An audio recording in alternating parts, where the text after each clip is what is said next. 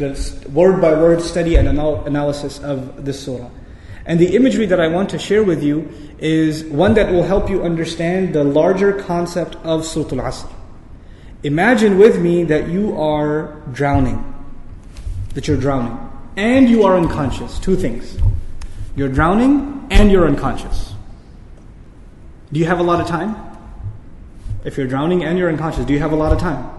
No, you don't have a lot of time. Which means your time is running out. And you know in Arabic, what word is used for when time is running out? The word for that is al-asr.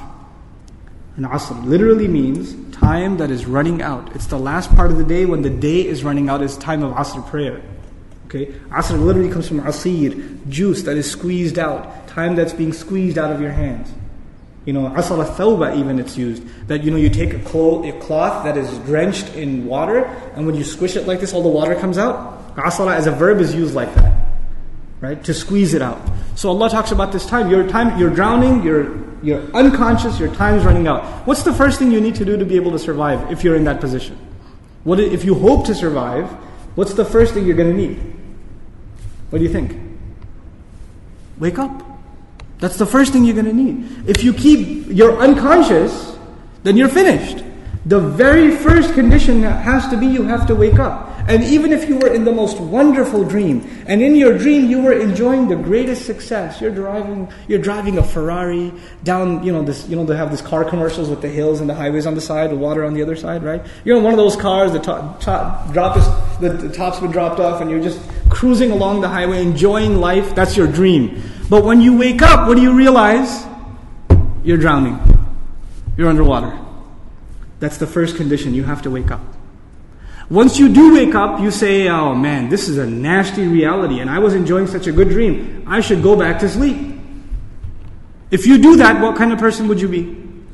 Insane. You'd be insane. Or someone at least who has no courage to accept reality. Because they found reality to be very difficult, they decided they're going to put themselves back to sleep even though they woke up. Does this person, if he drowned, can he blame anybody else? The one who woke up and went back to sleep? You think? Someone who never woke up, maybe, right? But the one who woke up said, this is not good. And they went back to sleep. They have no one to blame but who? Themselves. They have no one to blame but themselves. Now, let's imagine that they did wake up. What do you have to do next? Oh, it's pretty bad, I'm drowning. Even if you don't know how to swim, will you not use every muscle in your body to make certain kinds of motions to go towards the surface? Wouldn't you do that? And you will make certain kinds of motions that make you go further down, and certain kinds of motions that will make you go up. And once you discover which ones help you go up, you will only do those, right? You will do those. In other words, the first thing was you have to wake up. The second was you have to swim. You have to do something to try to get to the surface. When you got to the surface, you gasped for air and you got pulled back down. You got pulled back down. And you know who you got pulled back down? You won't believe this. There's a chain around your foot, and your relative, your cousin, is sleeping, and he dragged you down. And now you're drowning because of your sleeping cousin. What do you have to do now? You got to wake him up. And you're not even waking him up because you want to save him. Who are you waking him up for?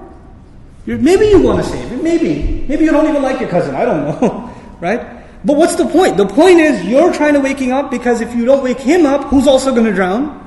You yourself. So you wake him up, and he says, man, I was driving a Ferrari, you woke me up for no reason, I'm going back to sleep. Forget you. Can you just say, okay, well, I didn't like you anyway, suit yourself? Can't do that. If he goes to sleep again, what are you going to do? No, man, wake up, let's go, we can't give up. You can't not accept reality.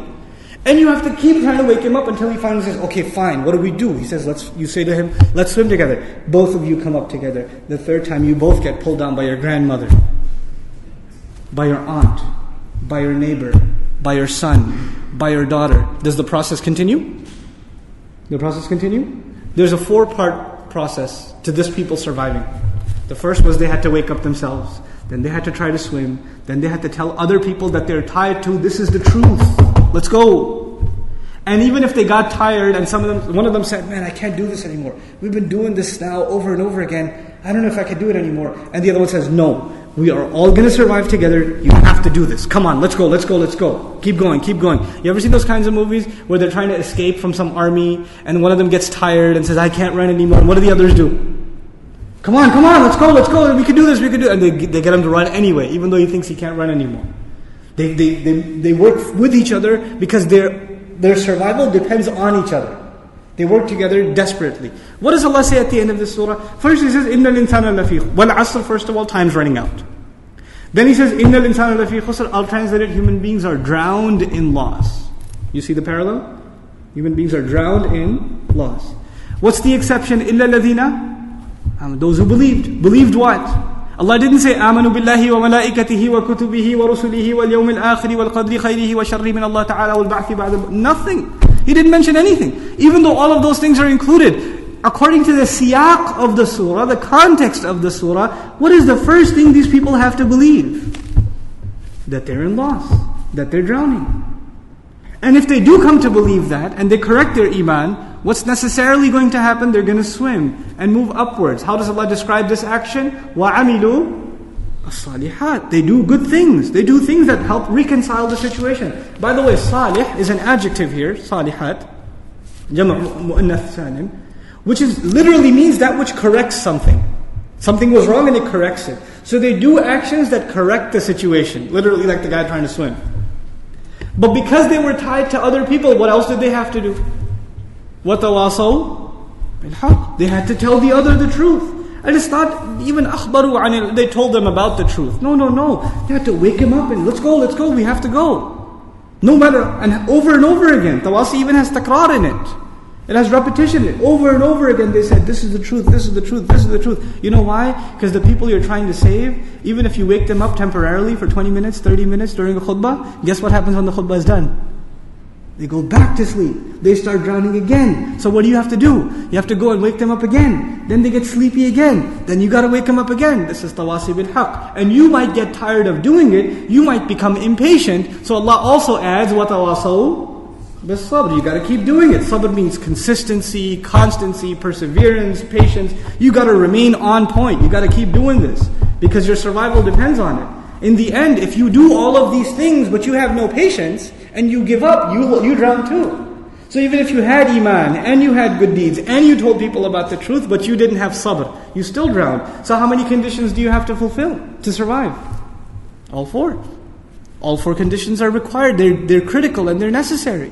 Which is why there's a wa in between them. You see the logical progression from iman to amilu salihat, to tawasaw bil haqq, to tawasaw bil sabr, beautifully articulated in this surah. That this is the summarized message of Surah Asr. What Allah Azza wa Jalla is talking about is our own survival.